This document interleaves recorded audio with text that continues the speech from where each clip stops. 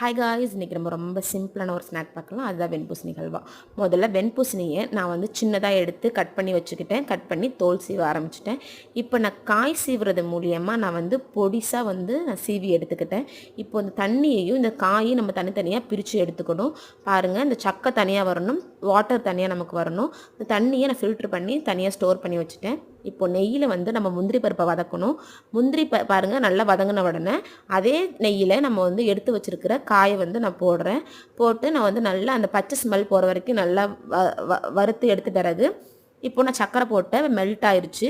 Melt ஆன பிறகு பாருங்கள், நான் வந்து எடுத்து வச்சுருக்கிற தண்ணி அதில் ஆட் பண்ணுறேன். அந்த தண்ணியில் நல்லா கொதிச்சு வரணும், நல்லா வேகணும் அந்த தண்ணியில் தான். அப்போ தான் நமக்கு வந்து நல்ல மணமாக இருக்கும்.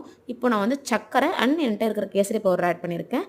அண்ட் ஏலக்காய் போட்டிருக்கேன். நீங்களும் அதே மாதிரி போட்டுக்கோங்க, நல்லா ஸ்மெல்லாக. அப்புறம் இடையில நெய் ஊற்றிக்கிங்க, கைவிடாமல் கலருங்க. நல்லா அல்வா திரண்டு வரும்போது நீங்கள் வந்து எடுத்து வச்சுருக்கிற முந்திரி பருப்பில் ஆட் பண்ணிடுங்க.